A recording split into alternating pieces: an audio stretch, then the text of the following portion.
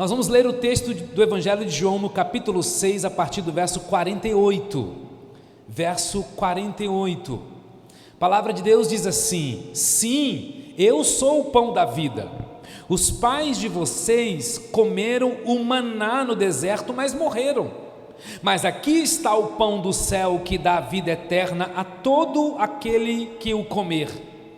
E eu sou esse pão vivo que desceu do céu. Isso é Jesus falando.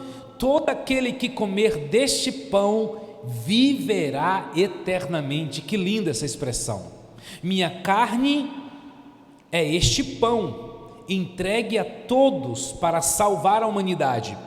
Então os judeus começaram a discutir uns com os outros a respeito do que ele queria dizer. Como pode este homem nos dar sua carne para comer? Perguntavam. Verso 53, então Jesus disse outra vez: com toda sinceridade eu afirmo, se vocês não comerem a carne do Filho do Homem e não beber o seu sangue, não terão a vida eterna. Mas todo aquele que realmente come a minha carne e bebe o meu sangue tem a vida eterna, e eu ressuscitarei no último dia, porque a minha carne é verdadeira comida e o meu sangue é verdadeira bebida. Todo aquele que come a minha carne e bebe o meu sangue está em mim e eu nele. Verso 57, eu vivo pelo poder do Pai que me enviou, e da mesma forma, aqueles que se alimentam de mim viverão por minha causa. Eu sou o verdadeiro pão que desceu do céu, não como o maná que os pais de vocês comeram e mesmo assim morreram. Quem comer deste pão viverá para sempre. Amados, o evangelista João chama milagre de sinal, porque nos versos anteriores Jesus acabara de fazer um milagre da multiplicação dos pães. E a multiplicação dos pães nos versos anteriores é um sinal de que Cristo realmente é o verdadeiro Filho de Deus. Queridos, sinais sempre apontam a algum lugar. Para onde apontam o milagre dos pães e dos peixes nos versos anteriores? Não daria tempo ler todo o texto aqui. Para onde aponta a multiplicação? Para o pão da vida, que é Jesus. Então, toda vida que você vê essa expressão sinais e maravilhas, o fim não é o sinal está apontando para alguém, para algo. Da mesma forma que o maná no deserto era um sinal não só de provisão, mas um sinal profético de alguém que viria, e essa pessoa é Jesus. É Jesus mesmo então que vai fazer a aplicação disso. Ele está dizendo: olha, o pão que vocês comeram é semelhante ao maná do deserto, esse pão que eu acabei de multiplicar e vocês comeram. Então esse pão que vocês acabaram de comer, que foi abençoado, que foi partilhado, que foi multiplicado e que vocês comeram no deserto, faz com que vocês se lembrem de algo. É tanto que o texto menciona Moisés, e esse sinal de fazer o maná cair do céu, Moisés também fez. E Jesus está trazendo então o que para nós nessa história? Ele mesmo dá uma resposta. O sinal de Moisés fez no deserto algo importante, mas não foi definitivo. Moisés não solucionou a fome da alma. Moisés não resolveu a sua real necessidade, que é a vida eterna. Por quê? Porque se você ficar só com o pão de Moisés, vocês vão morrer. Assim como os seus antepassados comeram e morreram, se ficar só com os pães de Moisés, vocês vão morrer. E se vocês ficarem só com os pães que eu estou multiplicando, também vocês vão morrer. Mas esse, queridos, é o verdadeiro sentido dos sinais. O sinal é o pão do pão é mostrando Jesus. É Jesus dizendo assim: eu vou me dar para vocês. Vocês comerão da minha carne, vocês vão beber do meu sangue. Eu sou a prova deste sinal de Moisés e do que eu acabei de fazer. E eu não vou dar para vocês apenas o pão, eu vou me doar a vocês. Eu vou me dar a vocês, eu vou me entregar a vocês, por vocês. Vocês, ao comerem de mim, vocês irão me metabolizar, de tal maneira que, metabolizado em vocês, eu vou viver em vocês, e vocês vão viver em mim. Isso é poderoso, irmãos. Isso é uma garantia de quê? De vida eterna. Porque assim como eu vou ressuscitar, vocês também vão ressuscitar comigo, para aqueles que creem em mim. E é exatamente isso que nós celebramos hoje: o nascimento de Jesus no coração daqueles que põem a sua fé nele. Aleluia! Uma vez por mês, amados, nós celebramos aqui a Santa Ceia com ações de graças. Nós tomamos do pão, nós dizemos que o pão é o corpo de Cristo, nós dizemos que o cálice representa o sangue de Cristo. Mas o que é que nós estamos fazendo ao realizar a ceia? Nós estamos reafirmando a nossa conexão com Cristo. Nós estamos comendo um símbolo de algo que fala da nossa comunhão com Ele, porque nós vivemos nele e Ele em nós. Essa é a nossa fé. Cristo vive em mim. Esta é a nossa fé. Ele vive em nós. A nossa fé não é acreditar, é muito pouco, irmãos. A nossa fé é uma experiência, é um vínculo, é um relacionamento com Cristo. Isso é muito diferente do que somente acreditar em Cristo. Fé é se relacionar com uma pessoa. Quem come da minha carne, quem bebe do meu sangue, eu estou nele e ele está em mim. Eu estou nela e ela está em mim. A fé cristã não é só doutrinas. A fé cristã não é só código moral, não é só ritual. A fé cristã é uma experiência de ser um com Cristo, onde eu escuto o que Ele fala, e eu acredito que ao falar Ele me escuta, e eu coloco fé naquilo que Ele diz. Então é a partir disso que o meu comportamento muda. Eu não mudo porque eu aderi a uma religião. O meu comportamento muda, os ambientes mudam. Por quê? Porque nós estamos nele. Quem está em Cristo não consegue viver do mesmo jeito, não consegue viver longe dele. Sabe algo que muda em nós? Quando ponho a minha fé em Cristo e Cristo põe a sua mão sobre nós, nós começamos a servir as pessoas.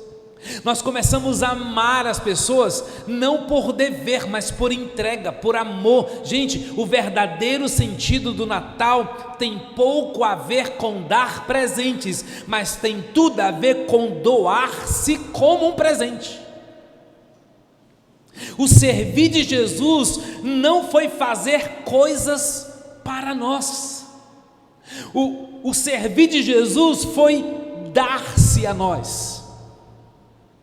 Não é isso que é exigido num relacionamento de amizade. Um amigo que não se doa para um amigo não é amigo, gente, é um colega, tem outros interesses, e tem pessoas que vão passar pela nossa vida e só serão isso, e está tudo bem. Não é exatamente isso que se espera de um marido e mulher, que a mulher se entregue para o seu marido e o marido se entregue para a sua esposa, porque senão não é relacionamento. E como é que é viver isso com Jesus? Tudo que Jesus fez, irmãos, nos evangelhos, Ele fez coisas por pessoas. Ele multiplicou pães e alimentou a multidão. Percebe que os milagres de Jesus, pouco tem a ver com o gloriar-se, mas muito mais a ver com o dar-se. Você percebe que Jesus transformou água em vinho para mudar um ambiente de festa, porque Jesus estava se importando com as pessoas daquela festa. Jesus esteve entre nós e curou os enfermos, porque Ele se preocupou com o enfermo e com a família dos enfermos. Ele expulsou espíritos malignos que atuavam sobre pessoas. Jesus as libertou, perdoou seus pecados, ensinou as verdades do reino de Deus. Ele fez tudo isso por quê? Porque Ele ama a gente, porque Ele ama pessoas. Foram coisas que Jesus fez para pessoas, porque a verdadeira obra de Jesus foi essa: dar-se, não só entregar algo, dar-se a si mesmo, para que nós pudéssemos viver nele. Eu amo quando o apóstolo Paulo vai descrever como ele vê essa relação com Cristo. Colossenses 1, ele disse que existe um mistério que existiu por todos os séculos, mas que foi revelado agora, e somente agora é que Cristo vive em vocês, e essa é a nossa esperança, irmãos, é a esperança da vida eterna. Preste atenção, em Cristo a morte não é o nosso fim, em Cristo a morte é lucro, vai dizer Paulo. A morte é um passaporte para a eternidade com Cristo. Cristo vive em mim. Essa é a verdade mais fundamental do Natal. Cristo vive em mim. Comer do pão vivo que desceu do céu, queridos, para ser ingerido por você, ele passa por viver em Cristo e Cristo em nós. E talvez essa ainda seja a sua pergunta nessa noite. Calma aí, pastor, ainda não estou entendendo. Como é que eu vou comer do corpo de Cristo? Como é que eu vou comer dessa carne? Eu quero comer, eu quero beber, como é que eu faço? A resposta está no verso 63 do mesmo capítulo. Ele diz: o Espírito é o que vivifica, a carne para nada aproveita. As palavras que eles têm falado são espírito e são vida. Vou repetir: o Espírito é o que vivifica, a carne para nada aproveita. As palavras que eles têm falado são espírito e são vida. Preste atenção. Eu não acredito que essa noite você está pensando que existe aqui um canibalismo gospel. Não, gente. Comer do corpo de Cristo é mais um sinal, é um simbolismo, é uma metáfora. Comer da carne não é algo concreto, pois quem dá vida não é a carne. Aliás, o texto diz: para nada se aproveita a carne, é o Espírito que dá vida. Amados, no Novo Testamento, fé não tem a força que nós brasileiros damos. E a gente diz que para afirmar que temos fé, a gente diz assim: eu acredito em Deus. Você tem fé? Você diz: sim, eu acredito em Jesus. Mas andar com Jesus, mas andar com Ele, ser habitado por Ele. No Novo Testamento, fé, ela tem uma tripla conotação: crer, confiar e obedecer. Crer, confiar e obedecer. Comer do corpo de Cristo, beber do seu sangue, é reafirmar que eu creio nele, que eu confio nele e que eu obedeço a ele. De forma prática, fé é meu pai dizer para mim: meu filho, você acredita que se você pular, eu vou te segurar? Aí você diria: eu acredito, papai.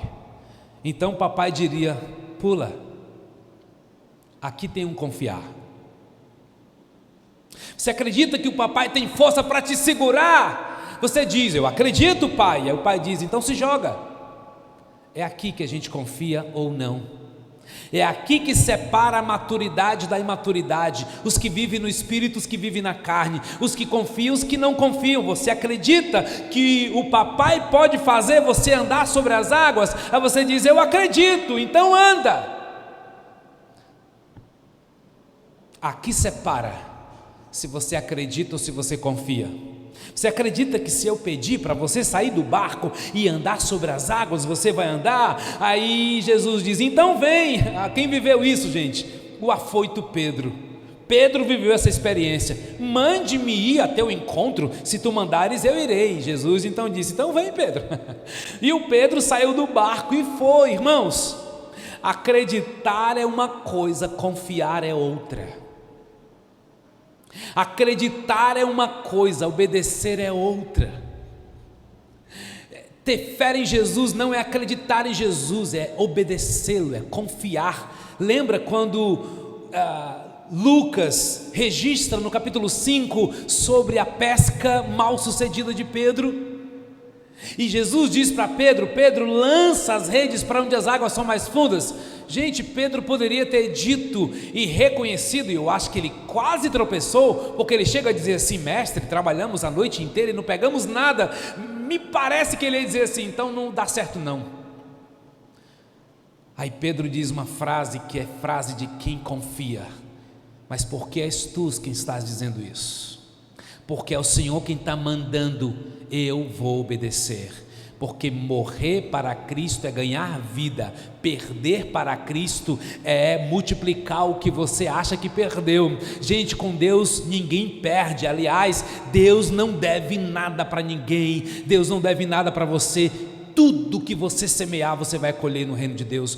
Tudo que você plantar de bondade, de amor, de alegria, voltará para você. E isso só é possível para quem confia. Confiar é abandonar-se para ir ao encontro do Pai. Jesus está dizendo, tome a minha palavra como verdadeira. Isso é acreditar. Mas passe a agir em cima do que você acredita.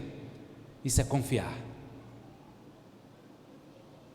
Acreditar, irmãos, é tomar como verdadeiro, mas confiar é colocar em prática aquilo que você toma como verdadeiro. Andar com esse pão vivo que desceu do céu é assim, porque eu sei que na hora de confiar, existe um diabinho que diz para a gente, não vai funcionar não. É muito bonito esse negócio que está na Bíblia, mas não funciona não.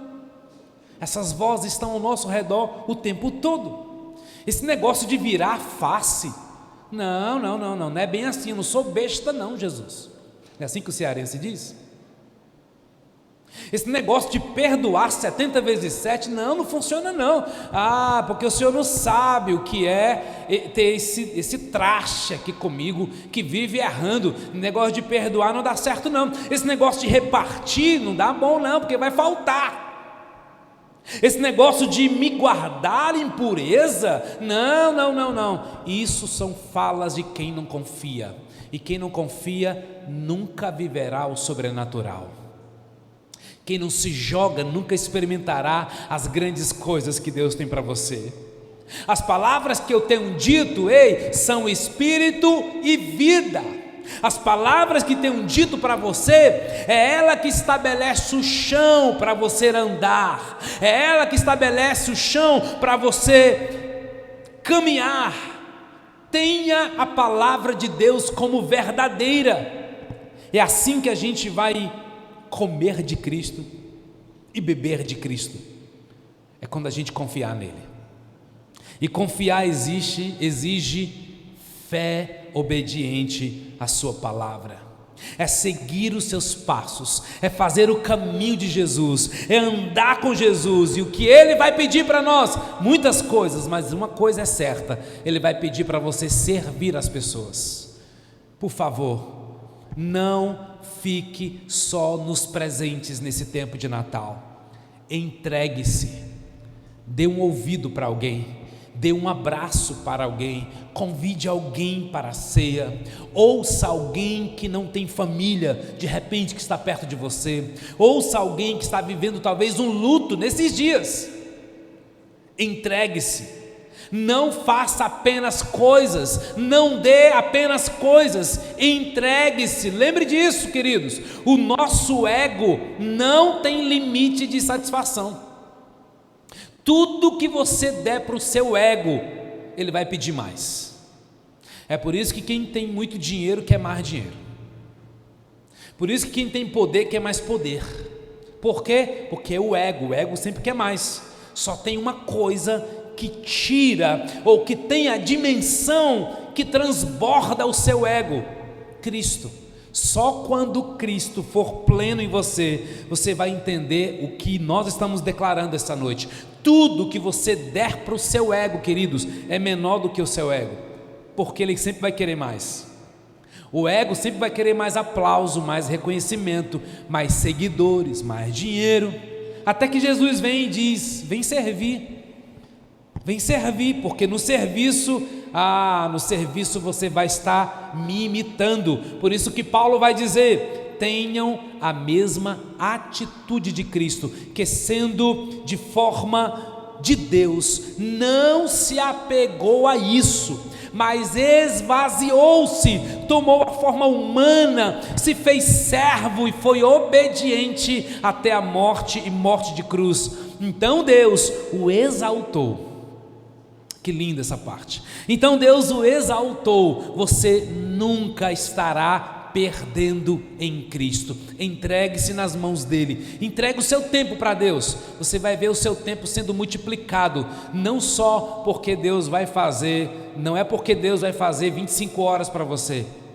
É porque Deus vai encurtar caminhos que você nem imagina, porque você está plantando o tempo para Ele, você está plantando os seus recursos, plantando a sua família, você está dando a Ele. Por isso Deus o exaltou e deu a Ele um nome que está acima de todo nome, e a Ele todo joelho se dobrará, toda língua confessará. Mas é preciso, irmãos, seguir o caminho de Jesus. É preciso servir a Jesus. Servir não é apenas ser voluntário, servir é uma entrega de si, da sua própria vida. Você já entregou a sua vida a Jesus? Você já entregou os seus dias para Ele? Você já entregou o seu filho para Ele? Você já consagrou os seus filhos a Ele? Você já disse: Deus, o meu carro é teu, o meu dinheiro é teu, o meu tempo é teu, tudo é teu, Senhor. Então, queridos, se você consagrar a Deus, muito cuidado, Ele pode pedir. Por isso que tem coisas que têm que ser consagradas e outras coisas que têm que ser santificadas. Porque a partir do momento que você diz assim: Deus, eu consagro o meu carro a Ti, não estranhe, porque Ele vai pedir.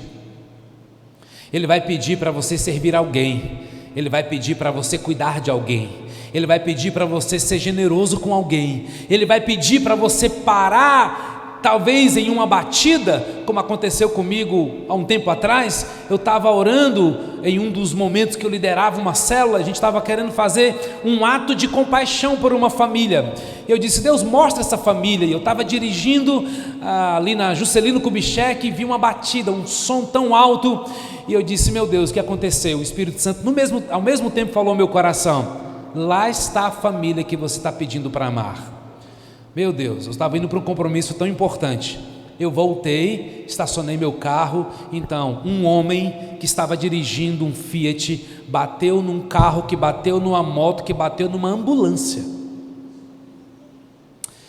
E quando eu chego lá, eu tento identificar o que Deus queria fazer comigo e me usar naquele momento. E claramente Deus me disse: o carro que bateu em todos.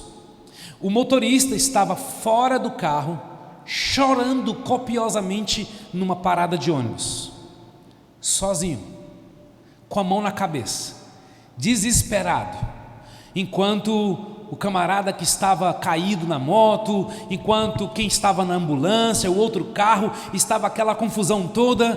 E eu disse: meu amigo, como é o seu nome? Ele então falou o nome dele. Eu disse: cara, Deus mandou eu vir aqui porque Ele ama você, Ele cuida de você, o meu nome é Orlando e você não está sozinho.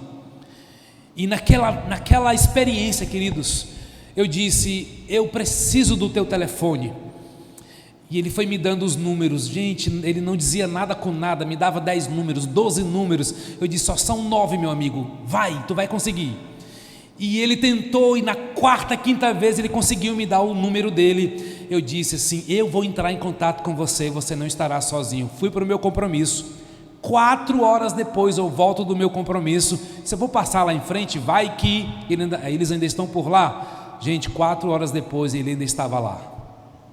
Então eu vejo aquele rapaz, ele já está um pouco mais calmo, a família dele já tinha chegado. Eu disse: a sua família vai ser cuidado por nós. Então na mesma hora eu já entrei em contato com a minha célula na época e disse: gente, encontrei a família que nós vamos amar. E então nós fizemos isso, nós abraçamos aquela família, nós visitamos no dia seguinte aquela família.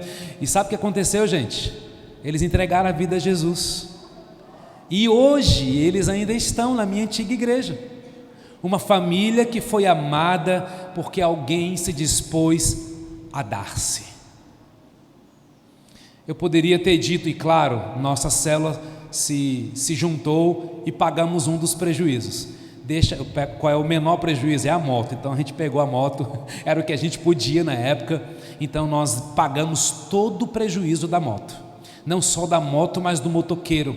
Nós amamos aquela família, porque Deus nos chama para dar-se.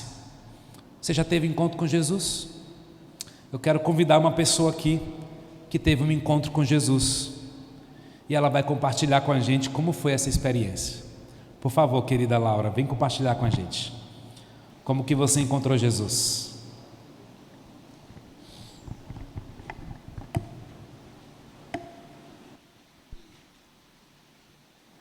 Graça e paz, igreja. Eu sou a Laura. Algumas pessoas aqui já ouviram meu testemunho e eu preciso contar aqui, o pastor nem sabe. Hoje pela manhã eu estava nos afazeres domésticos, de mãe, de esposa, dona de casa. E aí, eu não sei você, mas às vezes eu olho para casa e tenho a sensação de que eu estou enxugando gelo, né? Eu arrumo e as coisas continuam desorganizadas. Só eu que sou assim. E aí eu estava: meu Deus, o que está acontecendo, Senhor? Me ajuda. E me deu uma angústia e eu subi e fui para o meu quarto orar. E eu disse: Jesus, me ajuda a administrar minhas tarefas, me ajuda com a casa. As meninas estão bagunçando muito, não estão me obedecendo. Eu preciso de Ti, Jesus. Me dê uma resposta, me ajuda. Quando eu vou pegar minha Bíblia, meu telefone estava de lado, o telefone toca. Pastor Orlando Nery. Aí eu: meu Deus, tão rápido. Amém. Que conexão é essa? O pastor tem alguma palavra para mim. Aí eu atendi, só que eu entendi que ele estava só dando um toque no meu telefone porque ele queria que eu olhasse o WhatsApp. Aí eu olhei, aí ele: oi, querida, tudo bom? Será que você topa dar o seu testemunho hoje? Aí eu: meu testemunho? Amém, pastor.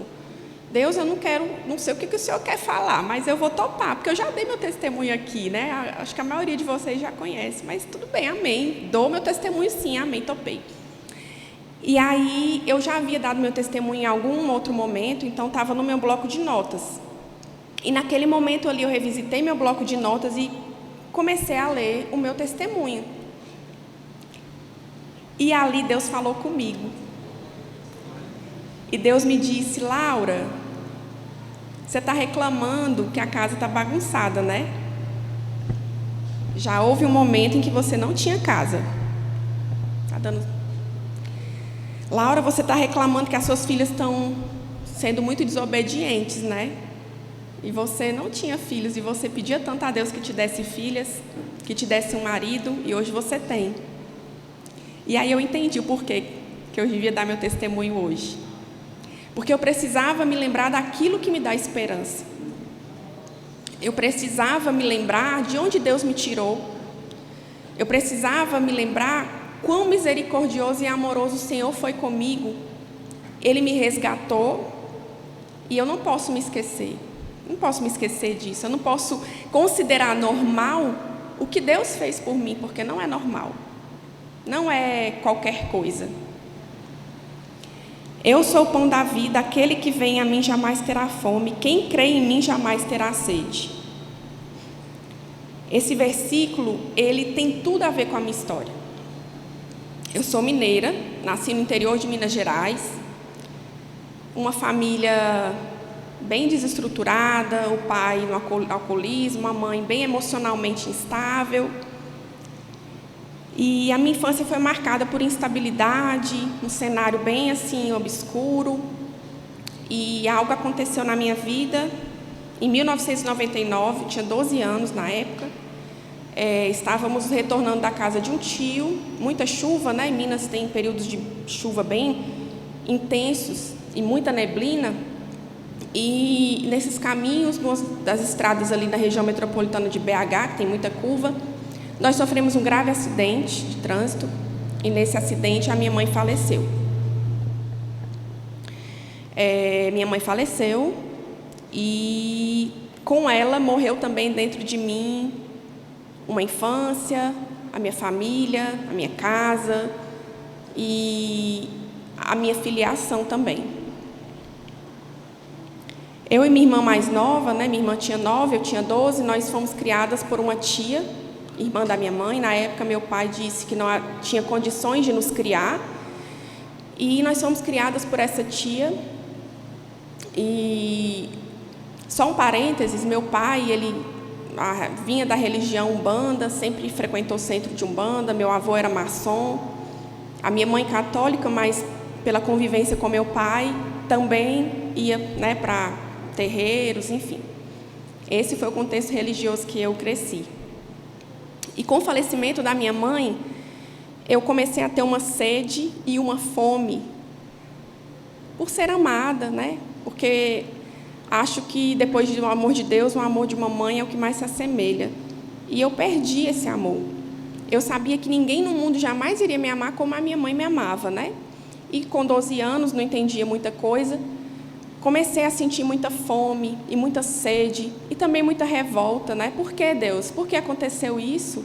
Né? Ontem a minha mãe estava aqui e, pelo um acaso, algo assim que nem poderia ter sido tão grave assim, já que eu, meu pai e minha irmã estamos vivos. Por que minha mãe, né? Muitos questionamentos.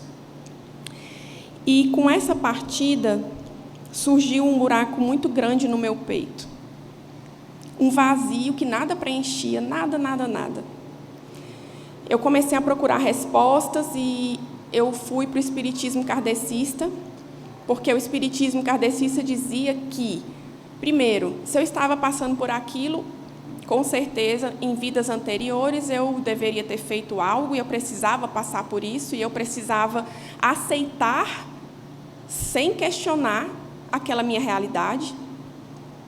E outra, que a possibilidade de me conectar com a minha mãe, porque ela estava apenas em um outro plano, mas eu poderia me comunicar com ela. Eu fui ali absolvida por aquela doutrina, eu estudei, enfim, pratiquei a doutrina espírita durante muitos anos. E eu procurava preencher esse vazio, essa sede, essa fome, mas nada adiantava. Lia livros, participava de momentos, seminários, mesas, passes, e nada preenchia essa fome, nada. Até que em 2004, essa tia que me criou decidiu vir morar aqui no Ceará. E viemos. E aqui no Ceará, continuei experimentando esse mesmo vazio, solidão, porque não tinha mais amigos, não tinha mais família, estava todo mundo em Minas e eu sozinha aqui, né? Minha irmã foi embora também, até a minha irmã eu perdi, né, assim, a presença dela. E eu ficava me perguntando, meu Deus, o que eu ainda estou fazendo aqui? Por que eu não volto para Minas? Mas dentro de mim algo me dizia, calma, tem algo para você aqui. Comecei a trabalhar em 2009 num local, e nesse local eu fui cercada de crentes cheios do Espírito Santo, mulheres de Deus, que falaram de um Jesus para mim que eu não fazia a menor ideia que existia. Porque a minha relação com Deus era muito difícil. Era uma relação de pai, lá no alto, e eu aqui, uma serva. Na verdade, eu nunca tinha conseguido fazer essa associação de Deus como pai, porque eu não tive um bom exemplo de pai aqui na terra. Para mim era muito difícil aceitar o amor de um Deus que tirou a minha mãe de mim, né? e eu não tinha esse relacionamento com Deus. E essas irmãs preciosas me apresentaram um Deus, um Jesus de perto, de hoje, um Jesus vivo, que fez milagres, que faz milagres, que esteve, que está. Mas eu não conhecia esse Jesus. E elas me apresentaram a palavra de Deus, e pela primeira vez eu tive noção de que a palavra de Deus era uma carta de amor de um pai para um filho. E aquela filha era eu. A minha conversão foi um processo, não foi assim. Eu precisei trocar alimentos novos, aliás, alimentos velhos por um alimento novo. Eu precisei trocar bebidas velhas por um vinho novo. E me foi ofertado um pão. E eu fui sendo, à medida que eu lia a palavra, à medida que eu me relacionava com pessoas, à medida que eu ia compreendendo o amor e aceitando o amor de Deus por mim, o amor de Pai, eu ia sendo preenchida, a fome ia sendo saciada. E um momento muito importante, as escamas caíram dos meus olhos quando eu entendi que o sacrifício de Jesus na cruz era suficiente. Eu não precisava reencarnar, eu não precisava merecer, eu não precisava fazer nada, era de graça. De graça. Ele simplesmente me amou e se entregou. E quando eu entendi isso profundamente, as escamas caíram dos meus olhos e eu disse, não tem outro caminho. Ele é o pão da vida, Ele é o caminho, a verdade e a vida. E esse pão vivo que desceu do céu saciou a minha fome. E quando eu comi desse pão, irmãos, tudo mudou. A culpa deu lugar à graça e a orfandade deu lugar à filiação. E hoje eu sei que eu tenho um pai, eu tenho uma mãe, que eu sou filha amada. E Deus, Ele me presenteou com muito mais. Como se não bastasse a salvação, que já é, meu Deus, incrível. Ele me presenteou com tudo que um dia eu perdi. Ele me presenteou com um marido maravilhoso, Ele me presenteou com filhas, Ele me presenteou com uma casa, com a família. E, principalmente, Ele me presenteou com irmãos. Né? Como eu moro longe, isso para mim fez muita diferença. Ser amada por pessoas que eu não tenho nenhum vínculo de sangue, mas eu tenho um vínculo eterno, né? De irmãos. Onde antes havia solidão, hoje a mesa cheia. Onde antes eu não tinha casa, hoje a minha casa recebe, e eu recebo com tanto prazer. Onde antes tinha dor, doença, depressão, hoje eu encontro cura, restauração, a certeza de que eu não estou sozinha. Deus não me prometeu uma vida sem problemas. Laura, agora que você aceitou Jesus, a sua vida vai ser muito maravilhosa. Não, eu tenho problemas, todos os dias eu passo por lutas. Mas, gente, saber que tem alguém aqui do lado segurando nossa mão, saber que existe um Deus que tem o controle de todas as coisas, saber que existe um Deus que não perde o controle, que não é pego desprevenido, saber que o mesmo Deus que está comigo agora estava lá também em 1999, quando eu tinha só 12 anos. Ele sabia, Ele estava lá. E se Ele me deixou sobreviver, é porque Ele tinha um projeto. Ele sabia que um dia eu estaria aqui falando para você a minha história. E eu não sei, certamente alguém aqui estava precisando ouvir isso. Alguém aqui sente falta de um pai, de uma mãe. Alguém aqui perdeu um ente querido. Alguém aqui está sentindo fome de algo, sede de algo. E eu tenho encontrado esse alimento. Eu encontro esse alimento aqui na nossa igreja. Eu encontro esse alimento na célula, lendo a palavra, no meu a sós com Deus. Eu encontro esse alimento quando eu converso com algum irmão, quando eu peço oração para o meu pastor, quando eu converso com a minha pastora. Tudo isso Deus utiliza, né, como ferramentas para a glória dEle. Essa casa tem sido o lugar onde eu pertenço, onde eu sou cuidada, onde eu sou alimentada, onde eu aprendo a viver uma vida plena em Cristo. Se existe um vazio no seu coração, uma falta, saiba que Jesus é o pão da vida. Saiba que não há buraco nenhum no seu coração que Ele não possa preencher. E saiba que você pode buscar preencher de diversas formas, mas se não for Ele, vai continuar aí dentro. Esse vazio vai continuar. Jesus continua sendo o pão vivo que desceu do céu. A mesa continua posta. A mesa me aceita, a mesa te aceita. Esse pão, ele é oferecido para você e para mim. Eu provei, eu fui saciada. E eu espero que você também tenha essa experiência. Porque com certeza você passará por desafios, sim. Mas você sabe que tem um papai que cuida de você. Você não está sozinho. Amém.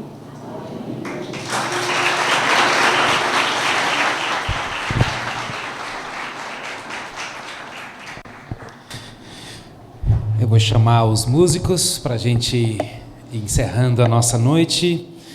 Eu tenho um desafio, obviamente, para todos vocês que aqui estão.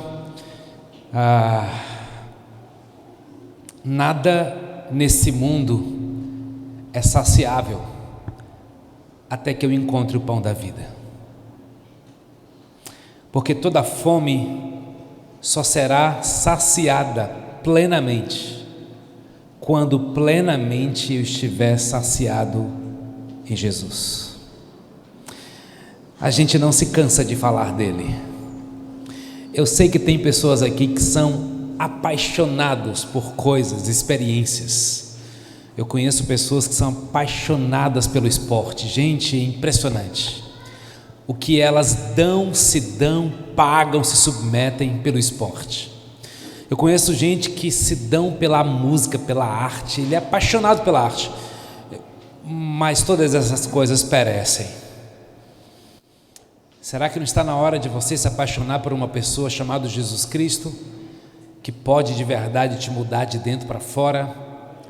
Se você nunca entregou a sua vida a Jesus, isso é um ato simbólico também, mas que acontece dentro do nosso coração. E Jesus dá instruções de como a gente deve fazer isso.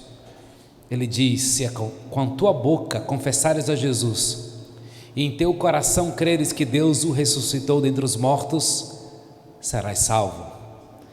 E só pode ser salvo quem se vê perdido. Se você já se sente achado, Jesus não serve para você. Jesus só serve para quem se vê perdido. Jesus só serve como caminho para quem se vê fora do caminho. Jesus só serve para ser a vida. Se você olha para a vida que você tem e você diz assim: tem algo melhor, tem algo superior, é a vida de Cristo. Então a gente vai cantar mais uma vez uma canção, e se no seu coração você quer tomar essa decisão, você só vai ficar em pé no seu lugar, e ao final eu saberei que é a sua decisão, que você está entregando a sua vida a Jesus ou se reconciliando com Ele. Se você esteve afastado e de repente te trouxe a dúvida se você realmente o aceitou. Para onde iremos nós? Se só tu tens as palavras de vida. Foi a resposta que Pedro disse a Jesus. E vocês não querem ir? Vocês não querem pular fora? João 6,66. Para onde iremos, Senhor? Para quem correremos? Se só tu tens palavras de vida eterna. Então, durante essa próxima canção, você pode renovar a sua aliança, você pode orar, mas vai ficar em pé quem quer entregar a sua vida a Jesus.